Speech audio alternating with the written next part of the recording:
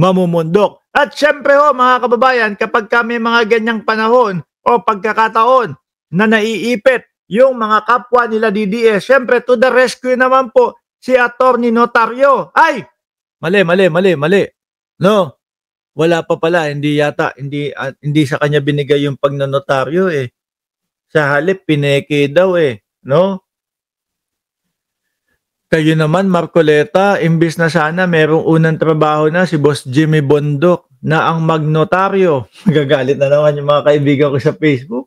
Alam niyo ho, mga kababayan, doon sa post ni Jimmy Bondok, may pinost si Jimmy Bondok, nag-comment ako. Ako kasi nagko-comment talaga ako dyan sa mga yan. Ang gagawin ko, aasarin ko yung mga DDS kasi kahit mag-comment ka, kahit anong mga pangaral, kahit anong mga sabihin mo dyan sa mga DDS na hindi naman po tayo paniniwalaan yung mga yan. Sarado po ang mga utak niyan, mga bossing. No? Kaya ako, ang ginagawa ko, iniinis ko na lang. Sinusugod ko yung mga kagaya nung kay Greco Bellica. Tangnan to si Bellica, ano pala, oy, ano yun tangnang to, ay, mura ba yun? Huwag nyo i-consider na mura yun pero si Bellica, mga kababayan, ano pala, pikon, sinusugod ko kasi doon sa doon sa page nila sila Bellica. Bellica, sino yung napakulong mo? Wala, binlock ako.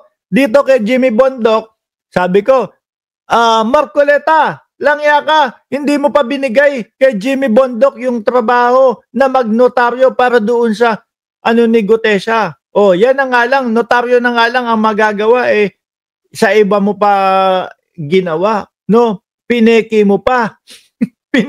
Pineki niya pa. Oh. Ay, hindi, baka sabihin ni Marcoleta, pinagbibintangan natin siya. Oh, pineki pa ni Gutesa. Pero peki daw talaga yung notaryo, di ba? Nilinaw ko, Marcoleta, pineki pa ni Gutesa yung kanyang affidavit, hindi ikaw. Oh, baka ano ang ambag mo? Sabi nung DDS, ano ang ambag mo, Brad? Pakisabi nga. Bakit ko kayo aambagan? Anong pakialam ko sa inyong mga DDS kayo? Ba't ako mag-aambag sa inyo? Di ba? Ano ambag ko? Eto, pakinggan mo etong channel na to, Mark Ramos, ayoko magyabang, ayoko sabihin kung magkano yung kinikita. Yung tax nito, mapupunta sa Pilipinas. Tingin mo, meron o wala? Tingin mo, meron o wala? Tingin mo, mas malaki ang bag mo kung nagtatrabaho ka man o baka mamaya wala ka namang binabayaran tax. No? Ay, pink lawan ka, Brad. Naku po, mas tatanggapin ko yan. Nasabihan niyo akong pinklawan. O mas tatanggapin ko yan. Nasabihan niyo akong kakamping. Kesa sabihin niyo, DDS ako. Putrages na yan. Nakakahiya, nakakasuka. Ayaw na ayaw kong matatawag na DDS, ha? Wala, Brad. Hindi kasi ay, okay lang yun. Hindi kailangan dito ng pasikatan. Punta ka sa Social Blade. Tingnan mo magkano kinikita nung Mark Ramos channel. O saka mo sa akin sabihin na ano ang ambag ko. No, yung tax nung mapupunta, ilang porsyento ang tax na mapupunta, yun na lang ang tingnan mo. 'Di ba? Yun yung tingin ko, yun yung ambag ko. No, sa Pilipinas. O yan gusto ko So sinusugod ko yung mga nito. No, sinusugod ko yung mga Facebook page nito, putrages nag-iiyakan yung mga DDS. No? Talagang yung comment section, pag sinusugod ko sila, yung comment section, sabi ko, pakialam ko, bahala kayo dyan mag-comment na mag-comment. Bobo naman kayo Hindi nyo naman pakikinggan Di ba? Ang sarap naman maging iyakin forever, tapos ang kikita ka 1 milyon isang buwan. Tapos yung mga pinapaiyak mo, yung mga DDS, wala. Oh, Nay, anong ulam? Tapos yung mga pinapaiyak mo, 20 pesos na bigas, araw-araw iniiyak. Nay, ano ulam? Ba't nyo tinanggal? Huwag nyo tanggalin, uy! Hayaan nyo lang dyan. No, huwag kayong magtatanggal ng mga DDS. O ngayon, balikan natin si Attorney Notario. Sabi sa inyo kapagka binabanatan natin itong mga ito, eh, 'no? 'Pag binabanatan natin itong mga ito, mga kababayan, nag-iiyakan po mga DDS. Sabi ngayon, "Mga kapwa Pilipino, magising na po tayo. Huwag tayong pumayag na yurakan ang dangal at kasarinlan ng ating bayan at ng ating sariling hudikatura." Yan na ang sinasabi nila ngayon.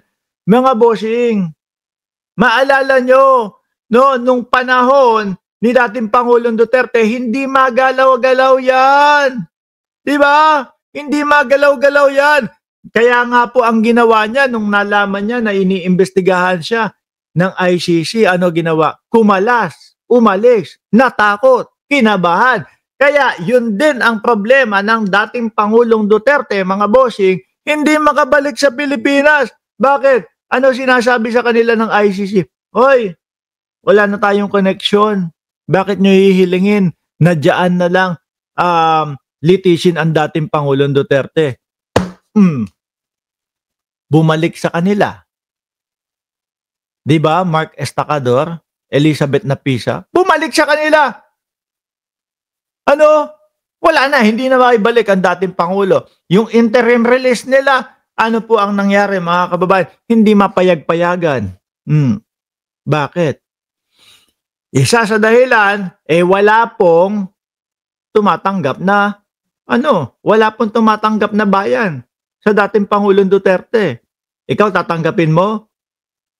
Kapag ka tinanggap mo, magrarally, guguluhin ang bayan mo ng mga DDS, magrarally doon sa labas ng kulungan, at kapag ka natapakan nila yung lugar na yon, biglang sisigaw na nila, "Ito, Duterte Park na to." Mas malala pa sa China. Kaya walang tumatanggap. Pangalawa po, pa-jailbreak, yung mga pakidnap-kidnap nila. Yaan. 'Di ba? Kaya, ayun, si dating Pangulong Duterte hanggang ngayon po, nandoon pa din po sa loob ng kulungan. 'Di ba? Dahil do sa mga ganito nila, dahil do sa pagpapahalata nila na hindi nila irerespeto ang ICC kapag muling ipinatawag ang dating Pangulong Duterte, lalo na doon sa mga hearing. Kaya, wala, tablado sila, mga bossing. Ngayon, eto kay Bato de la Rosa na. Isang nakaupong senador na milyon-milyon ang nagpaupo. Papayagan ba natin ulitin ng ICC ang paglalapastangan nila sa ating kasarinlan? Anumang kulay, wag po tayong lumuhod sa banyaga. Wala namang lumuluhod, si Roque lang ang lumuluhod. Walang lumuluhod, sa simbahan yung luluhod. 'Di ba? Ba't nasabit ba si Roque?